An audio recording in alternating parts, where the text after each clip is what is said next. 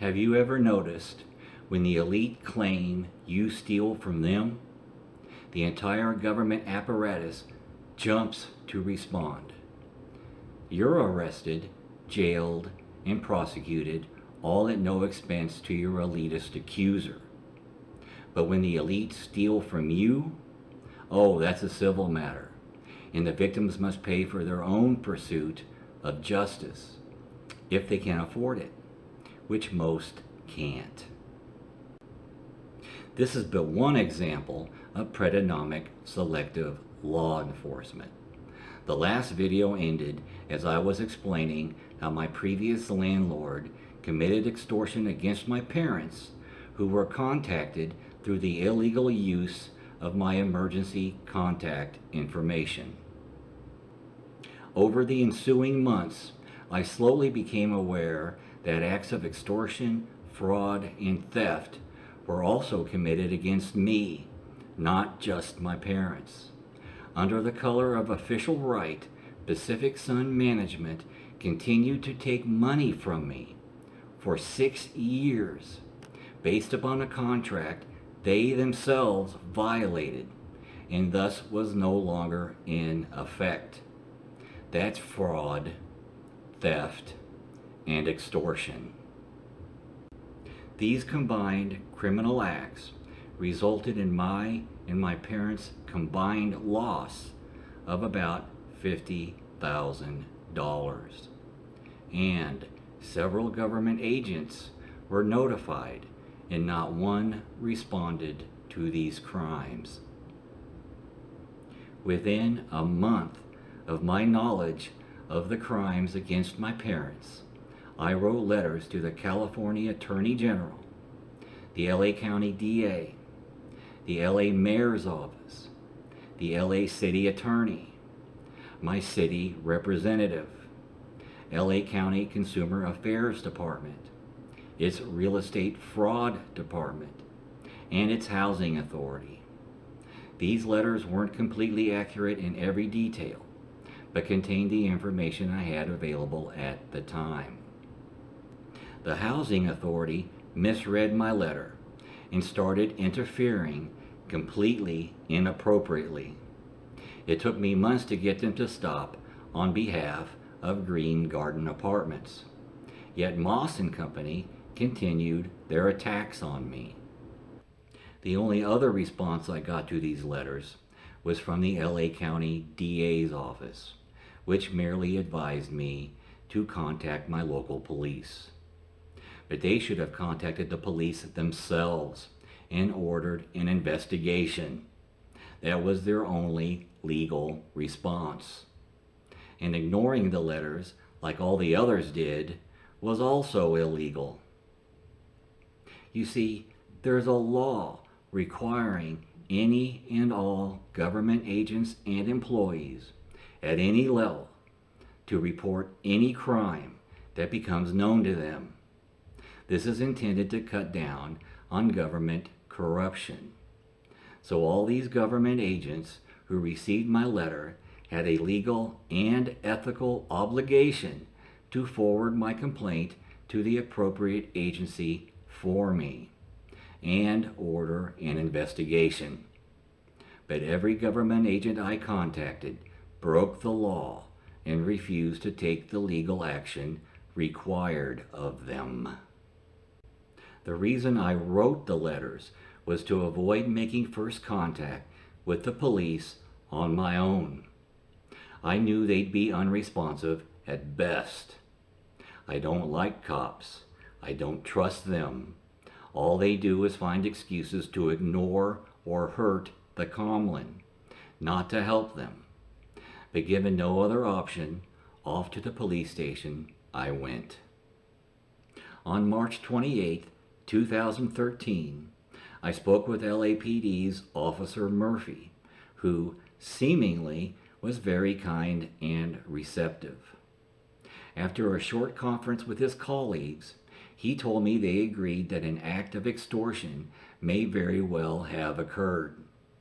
He advised me to contact his supervisor, Detective O'Shea, the following Monday. I did. But this unasked question arose in my mind. Why can't I file a complaint right now? On Monday, April 1st, I called this Detective O'Shea, who had already decided before I even called not to allow me to file a criminal complaint. You must understand, no one has the right to prevent you from filing a criminal complaint. All that's required of the complainant is sincerity and honesty. No one can interfere with a citizen's right to file a criminal complaint and demand an honest and thorough investigation into that complaint. Detective O'Shea not only refused to let me file a criminal complaint, he refused to review the evidence. He would incorrectly finish my sentences as I spoke. He accused me of being the guilty party and said, if what I say was true, my landlord had a good reason to commit this extortion. And he finished by saying he would never investigate a crime committed by a landlord. The point here is that without an investigation, O'Shea had no idea if a crime had been committed or not. Pacific Sun Management may have been committing this crime against numerous other tenants. He just didn't give a damn. He didn't want to be bothered with the problems of the poor. So O'Shea elected to selectively enforce the law. Extortion committed by a landlord was perfectly acceptable to the LAPD. I notified legal aid. They refused to do a damned thing. Most people have the wrong idea about legal aid. They do not provide legal services to the poor. They don't file criminal complaints or civil suits. They don't represent you in court. They handle only eviction cases, mainly for illegal immigrants, and negotiate better eviction terms. That's all they do. Legal aid joined in the corruption of not reporting the crime to appropriate authorities. I wrote letters to 7 lawyers, and the only response I got was from some lawyer saying he didn't represent the people I was complaining about. All 7 lawyers committed the crime of not reporting this crime. I tried to write the landlord directly, but Moss & Company refused me my right to his contact information. So I called the LA County Tax Assessor's Office. They could find no record of this property by name, address, or location. The tax assessor was required by law to instigate an immediate investigation of the landlord for possible tax fraud.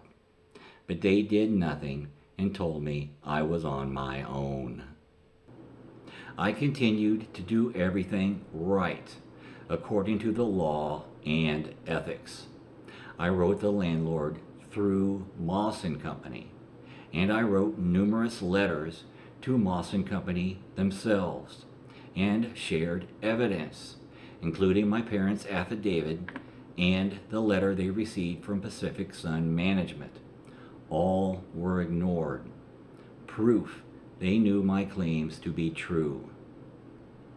Once they heard my accusations, Moss & Company's only legal response was to notify the police themselves. The fact they didn't do this proves they were complicit in covering up these crimes. And I noted dates and times of every vicious act of harassment and retaliation they committed against me, including denial of apartment repairs. I even contacted Loyola Law School Mediation Services, who, by the very contract they forced me to sign, stated they were required by law to notify law enforcement of any crimes they become aware of in the course of their involvement. I even encouraged them to do so, but they chose to violate the contract, commit fraud, and refuse to report these crimes. And over a month of my sincere efforts to resolve this problem through them, their mediation service proved completely useless. By violating my right to the knowledge of the true amount of my rent, Pacific Sun Management was also responsible for welfare fraud. Because of this extortion, I was forced to report false information to LA County Public Assistance for over 6 years. But they not only refused to report this crime to the proper authorities, they denied me my right to file public assistance fraud charges against my landlord.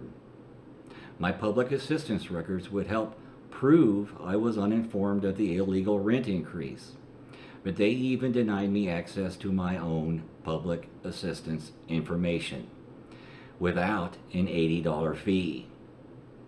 These records are mine. They belong to me. I own them, yet I was denied my right to them. Luckily, through the years, I had kept several public assistance records myself, which confirm, in conjunction with my parents' affidavit, I was uninformed of this rent increase for over 6 years. Remember, I was very ill during all of this. The dizziness, nausea, and headaches I spoke of in my previous Medicare video segments did not go on vacation while all of this was happening. Since the government and every other legal agency refused to enforce the law, and I was too poor to file a lawsuit myself, I had to wait to be sued by my landlord for eviction so I could present my case in court. And finally, that process was begun. The civil suit process falls heavily in favor of the elite. They do nothing. They just hire lawyers to do everything while they go on with their lives.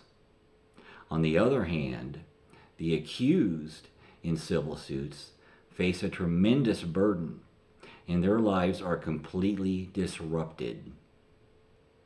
Once a summons is delivered, the accused have only a couple of days to prepare and file a response. The days counted even include weekends when the courts are closed. In LA County, there's a self-help system set up where poor people can get help in filing their responses. This is funded but not run by legal aid. I was lucky in that I had about a 15-page response, replete with documented evidence, already prepared. When the self-help volunteer saw my response, she immediately handed the case over to her supervisor, who was a retired attorney, who immediately offered to send the case to legal aid. I told her legal aid already refused to help me, and when they received this information from her, one of their own attorneys, they still refused me any help whatsoever. So my response was filed, and in the next video, Equalism 110C, I'll describe the hell I went through once the courts got involved. Please share this video series with as many non-predators as you can. Thanks.